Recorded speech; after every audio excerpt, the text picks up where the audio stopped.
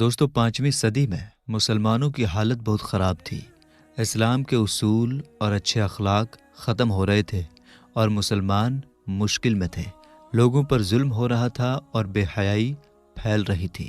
دین کے ادارے تباہ کیے جا رہے تھے اور قانون کی عزت نہیں تھی۔ اللہ نے ایسے وقت میں حضرت شیخ عبد القادر جیلانی رحمۃ اللہ علیہ کو بھیجا۔ انہوں نے اسلام کو دوبارہ زندہ کیا، لوگوں کو علم اور دین کی طرف بلایا اور برائی کا مقابلہ کیا۔ آپ نے لوگوں کو سنت رسول صلی اللہ تعالیٰ علیہ وسلم پر چلنے کی نصیحت دی اور دین کی حفاظت کی۔ آپ کو محی الدین یعنی دین کو زندہ کرنے والا کا لقب ملا۔ آپ رحمۃ اللہ علیہ کا مبارک نام عبد القادر، کنیت ابو محمد اور القابات محی الدین، محبوب سبحانی، غوث الثقلین، غوث الاعظم وغیرہ ہیں۔ آپ رحمۃ اللہ علیہ 470 ہجری میں بغداد کے پاس جیلان نام کی جگہ میں رمضان المبارک کے پہلے دن پیدا ہوئے۔ آپ رحمۃ اللہ علیہ ابو جان کی طرف سے نواسۂ رسول امام حسن مجتبیٰ رضی اللہ تعالیٰ عنہ کے 11ویں پوتے ہیں، اور اپنی امی جان کی طرف سے امام علی مقام امام حسین رضی اللہ تعالیٰ عنہ کے 12ویں پوتے ہیں۔ آپ رضی اللہ تعالیٰ عنہ کا خاندان نیک لوگوں کا تھا۔ آپ کے نانا جان، دادا جان، ابو جان، امی جان، پھوپھی جان، بھائی اور بیٹے سبھی اللہ سے ڈرنے والے اور پرہیزگار تھے۔ اسی وجہ سے لوگ آپ کے پریوار کو عزت دار اور شریفوں کا خاندان کہتے تھے۔ آپ رضی اللہ تعالیٰ عنہ کے ابو جان کا نام حضرت ابو صالح سید موسیٰ جنگی دوست رضی اللہ تعالیٰ عنہ تھا۔ آپ کا اصلی نام سید موسیٰ، کنیت ابو صالح اور لقب جنگی دوست تھا۔ آپ جیلان شریف کے بڑے بزرگوں میں سے تھے اور آپ ولی کامل بزرگ تھے۔ ایک دن رمضان شریف کے مہینے میں آپ کہیں تشریف لے جا رہے تھے۔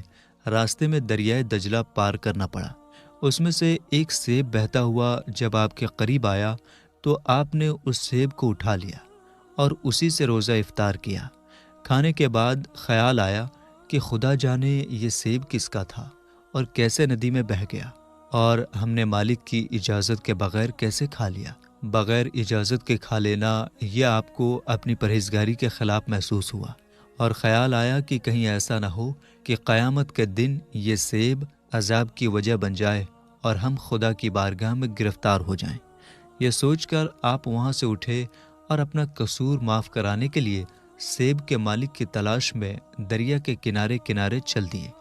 کافی دیر تک چلنے کے بعد ایک بہت بڑا باغ نظر آیا، جس کی کچھ شاخیں پھلوں سے لدی ہوئی پانی میں جھکی ہوئی تھیں، اور ہوا کے جھونکے سے پکے ہوئے پھل ٹوٹ ٹوٹ کر پانی میں گر رہے تھے۔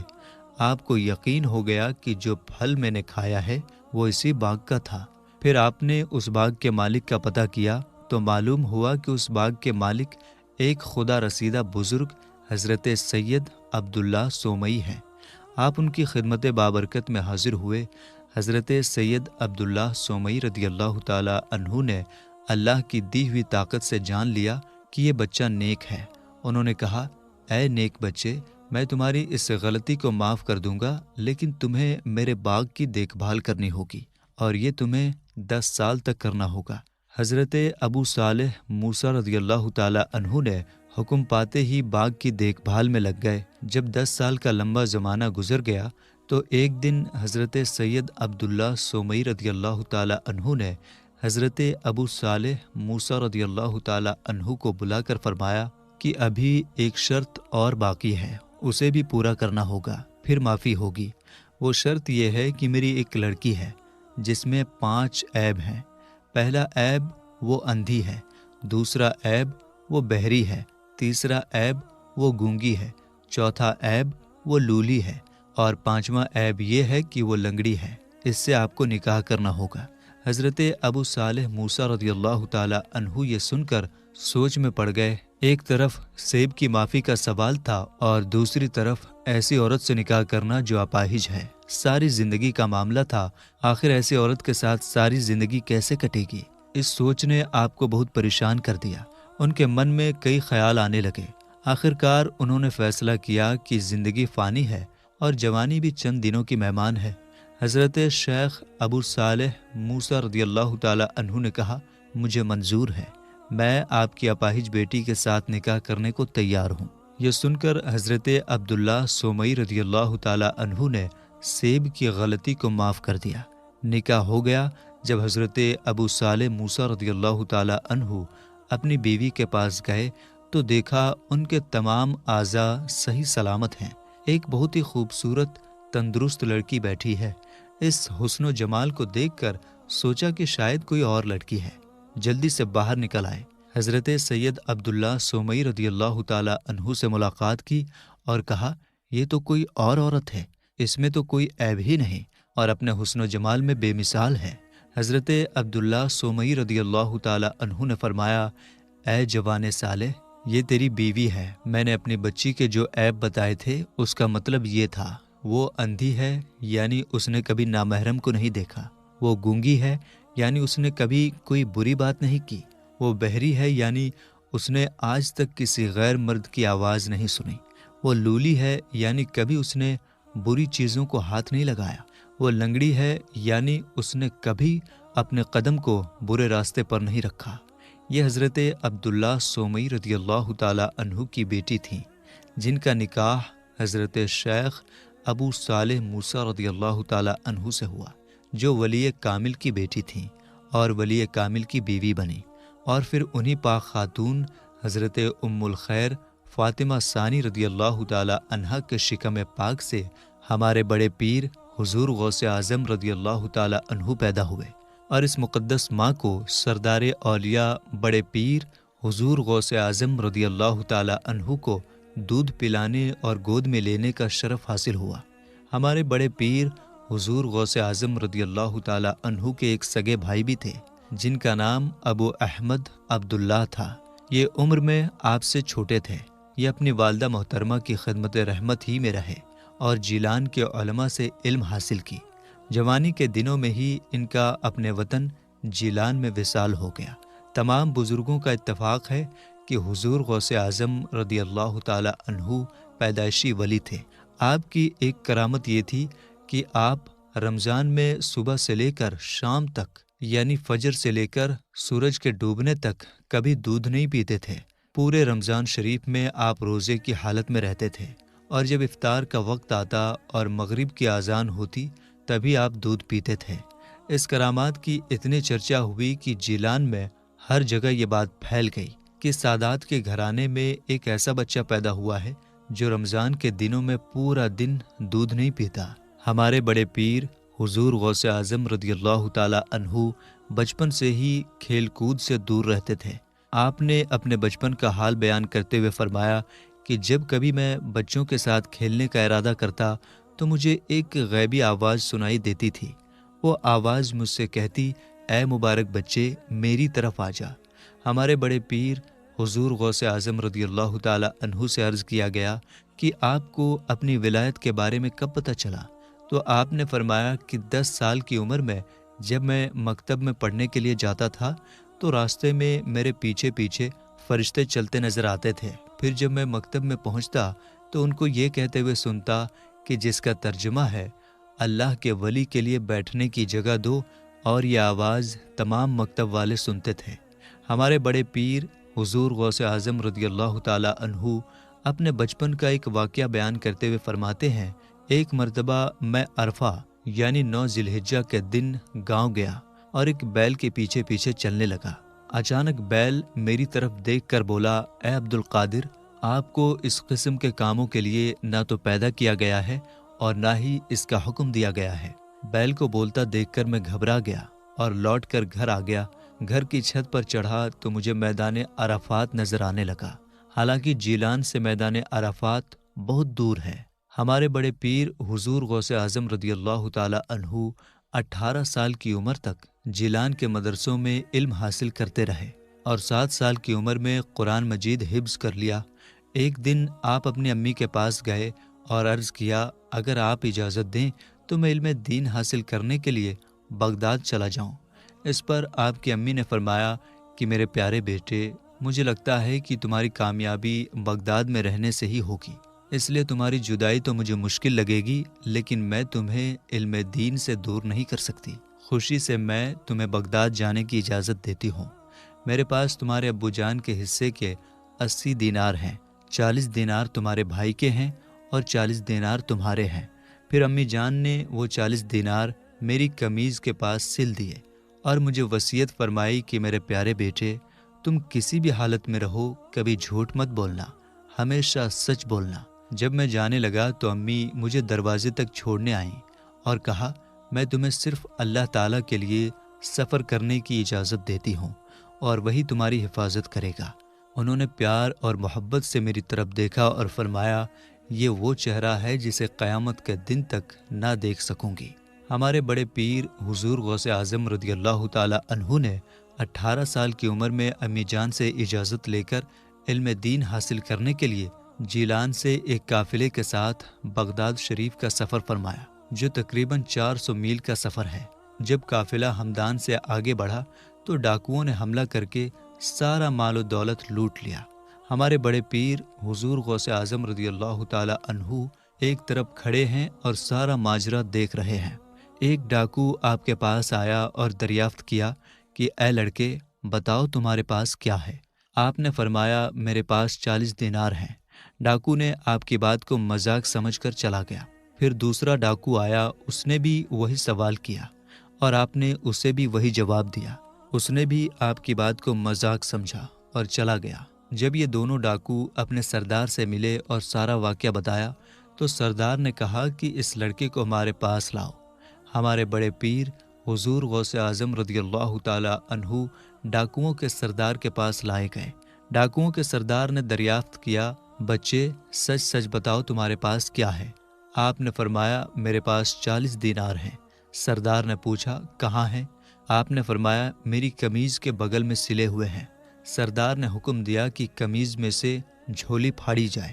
آپ کی قمیض مبارک سے جھولی پھاڑی گئی تو اس میں سے 40 دینار نکل آئے۔ ڈاکو اور ان کا سردار آپ کی سچائی کو دیکھ کر حیران رہ گئے۔ سردار بولا کہ لڑکے، تم اچھی طرح جانتے ہو کہ ہم لٹیرے ہیں۔ تمہارے پاس یہ دینار تو بہت اچھی طرح چھپے ہوئے اور محفوظ تھے، لیکن تم نے کیوں بتا دیا اور اسے ظاہر کر دیا؟ آپ نے مسکرا کر فرمایا، کیا میں جھوٹ بولتا؟ تم نے پوچھا اور میں نے سچ سچ بتا دیا۔ میری امی جان نے چلتے وقت مجھ سے یہ وعدہ لیا تھا کہ بیٹا، کیسا بھی وقت آئے، کیسی بھی حالت آئے، مگر کبھی جھوٹ نہ بولنا، ہر حالت میں سچ بولنا۔ اب کیا میں آپ لوگوں سے ڈر کر اور 40 دینار کے لیے اپنی ماں سے کیے ہوئے وعدے کو توڑ دوں، اپنی ماں کی نصیحت کو بھول جاؤں اور اپنی پیاری ماں کو ناراض کروں؟ اے سردار، سن لو، دینار تو دے سکتا ہوں مگر ماں کی بات نہیں، خود تو لٹ سکتا ہوں مگر ماں کی وصیت و نصیحت کو لٹا نہیں سکتا۔ ماں کا حکم تھا ہر حال میں سچ بولنا، اس لیے میں نے سچ سچ سب کچھ بتا دیا۔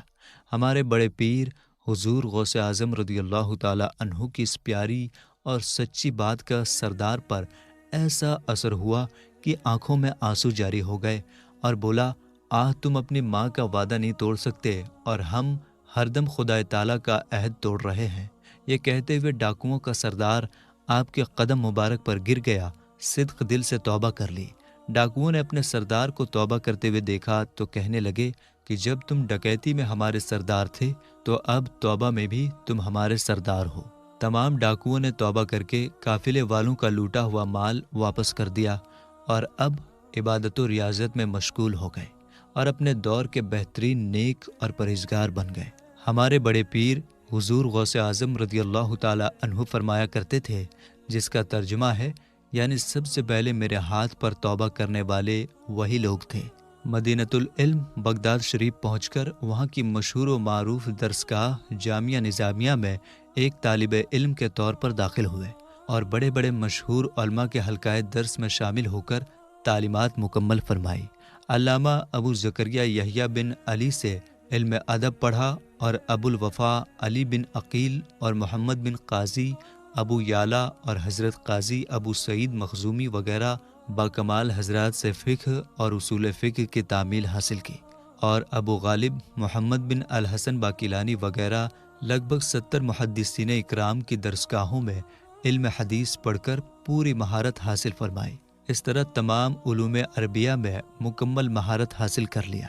چنانچہ قصیدہ غوثیہ شریف میں آپ نے فرمایا کہ جس کا ترجمہ ہے، یعنی میں علم پڑھتا رہا یہاں تک کہ کتب ہو گیا، اور تمام مولاؤں کے مولا اللہ تعالیٰ کی طرف سے مجھے تمام سعادت کے خزانے مل گئے۔ ہمارے بڑے پیر حضور غوث اعظم رضی اللہ تعالیٰ عنہ کو طالب علم کے زمانے میں جن مصیبتوں اور تکلیفوں کا سامنا کرنا پڑا، اس سے یہ صاف ظاہر ہوتا ہے کہ بغداد شریف میں آپ کے پاس کوئی مددگار یا غمخوار یعنی دکھ بانٹنے والا نہیں تھا۔ آپ کی امی جان کبھی کبھی کچھ تھوڑے سے درہم و دینار بھیج دیا کرتی تھیں، اور اسی سے آپ کا کھانے پینے کا گزارا چلتا تھا۔ اس وقت آپ کو بہت زیادہ پریشانیوں کا سامنا کرنا پڑا۔ میرے آقا حضور غوث اعظم رضی اللہ تعالیٰ عنہ علم ظاہری اور باطینی سے فارغ ہونے کے بعد ریاضت و مجاہدہ میں مشغول ہو گئے اور بڑے بڑے مجاہدے کیے۔ سالوں تک مدائن اور ایوان قصرہ کے کھنڈروں میں چلے اور مراقبے کرتے رہے۔ کئی مہینوں تک صرف گری پڑی مباح چیزیں کھا لیتے اور پانی نہیں پیتے۔ کبھی تو صرف پانی پی کر مہینوں تک کچھ نہیں کھاتے۔ ویرانوں اور جنگلوں میں بھوکے پیاسے گشت کرتے رہتے، اور کبھی کبھی 40 دنوں تک بنا پانی اور کھانا کے عبادت و ریاضت میں مشغول رہتے، اپنی نفسانی خواہشوں سے جہاد فرماتے رہتے۔ حضرت احمد بن یحییٰ نقل کرتے ہیں کہ میں نے خود حضور غوث اعظم رضی اللہ تعالیٰ عنہ سے سنا کہ آپ نے یہ فرمایا کہ میں پھرتا رہا، اس وقت نہ میں لوگوں کو پہچانتا تھا اور نہ لوگ مجھے پہچانتے تھے، اور میں برابر 40 سال تک عشاء کے بعد سے صبح ہر روز بلا ناگاہ ایک ختم قرآن مجید کی تلاوت کرتا رہا، اور انہی ریاضت و مجاہدات کے دوران کچھ دنوں کے لیے حضور غوث اعظم رضی اللہ تعالیٰ عنہ پر جذب و سکر کی کیفیت بھی طاری ہو گئی تھی۔ چنانچہ کبھی کبھی آپ جنگلوں اور ویرانوں میں دوڑتے پھرتے، اور آپ کو یہ خبر نہیں ہوتی تھی کہ کہاں جا رہے ہیں۔ جب سحو ختم ہوتا اور ہوشیاری کی کیفیت نمودار ہوتی تو آپ اپنے آپ کو دور دراز مقام پر پاتے، اور کبھی کبھی تو آپ پر ایسی کیفیت طاری ہو جاتی تھی کہ بیابانوں اور ویرانوں میں زور زور سے چلا چلا کر ذکر کرتے اور نعرہ مارتے پھرتے تھے، یہاں تک کہ لوگ آپ کو دیوانہ سمجھنے لگتے تھے۔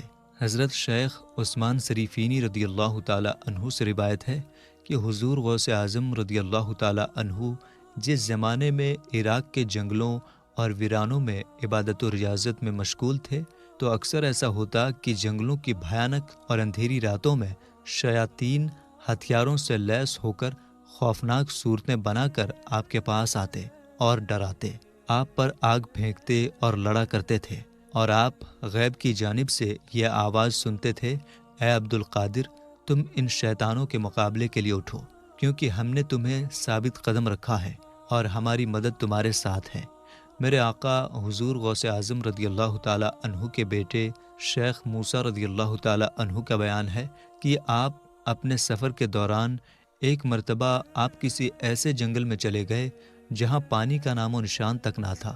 کئی دن آپ پر پیاس کا سخت غلبہ ہوا، اور اچانک آپ کے سر مبارک پر بادل کا ٹکڑا آ گیا اور بارش ہونے لگی، جس سے آپ خوب سیراب ہو گئے۔ پھر اس بادل سے ایک روشنی ظاہر ہوئی جو حد نظر تک پھیل گئی، اور اس روشنی میں ایک صورت ظاہر ہوئی۔ اس نے پکار کر کہا، اے عبد القادر، میں تمہارا رب ہوں، میں نے تم پر تمام حرام چیزوں کو حلال کر دیا۔ یہ آواز سن کر میرے آقا حضور غوث اعظم رضی اللہ تعالیٰ عنہ نے اعوذ باللہ من الشیطان الرجیم پڑھا اور فرمایا، اے مردود، تو دور ہو جا۔ وہ روشنی غائب ہو گئی اور وہ صورت دھوئیں کی طرح ہو کر پھیل گئی۔ پھر اس سے آواز آئی، اے عبد القادر، آج تم اپنے علم کی بدولت میرے دھوکے سے بچ گئے، ورنہ اس کے پہلے اسی میدان میں 70 اولیاء طریقت کو میں گمراہ کر کے ان کی ولایت کو غارت و برباد کر چکا ہوں۔ میرے آقا حضور غوث اعظم رضی اللہ تعالیٰ عنہ نے فرمایا، اے شیطان، میرا علم بھلا کیا بچا سکتا ہے جب تیرا علم تجھ کو نہیں بچا سکا؟ اے شیطان مردود، خوب غور سے سن لے، میرے علم نے نہیں بلکہ میرے رب کے فضل و کرم نے مجھے تیرے شر سے بچا لیا۔ میرے آقا حضور غوث اعظم رضی اللہ تعالیٰ عنہ سے دریافت کیا گیا کہ حضور، آپ نے یہ کیسے پہچان لیا کہ یہ شیطان ہے؟ تو آپ نے فرمایا کہ اس گمراہ کن قول سے کہ تمام حرام چیزوں کو تیرے لیے حلال کر دیا گیا ہے، فوراً میں نے پہچان لیا کہ یہ شیطان ہی ہے۔ کیونکہ اللہ تعالیٰ کبھی ناپاک و حرام چیزوں کو کسی کے لیے حلال نہیں فرماتا۔ میرے آقا حضور غوث اعظم رضی اللہ تعالیٰ عنہ فرماتے ہیں کہ کئی سالوں کی مجاہدہ کے بعد میں نے ایک مرتبہ خدا تعالیٰ سے وعدہ کر لیا کہ میں کچھ نہ کھاؤں گا جب تک خدا تعالیٰ مجھے نہ کھلائے، اور کچھ نہ پیوں گا جب تک اللہ تعالیٰ نہ پلائے۔ پھر 40 دنوں تک بغیر کچھ کھائے پیے رہ گیا، یہاں تک کہ حضرت خواجہ شیخ ابو سعید مخزومی رضی اللہ تعالیٰ عنہ میرے پاس سے گزرے، پھر مجھے اپنے گھر بلایا اور اپنے دست کرم سے مجھے کھلایا پلایا اور فرمایا کہ عبد القادر، تم نہیں کھا پی رہے ہو، بلکہ میں خدا تعالیٰ کے حکم سے تمہیں کھلا پلا رہا ہوں، تمہارا عہد پورا ہو گیا۔ پھر حضرت شیخ ابو سعید مخزومی رضی اللہ تعالیٰ عنہ نے بیعت کیا اور اپنی خلافت سے سرفراز فرمایا۔ تو میرے دوستو، ہم یہ امید کرتے ہیں کہ آپ کا ایمان تازہ ہو گیا ہوگا۔ ویڈیو اگر آپ کو سمجھ میں آئی ہو تو آپ نیچے کمنٹ باکس میں ضرور بتائیے، ویڈیو کو لائک کیجیے اور اپنے قریبی دوستوں اور رشتہ داروں میں ضرور شیئر کیجیے۔ ملیں گے انشاءاللہ تعالیٰ ایک نئی ویڈیو کے ساتھ۔ السلام علیکم، اللہ حافظ۔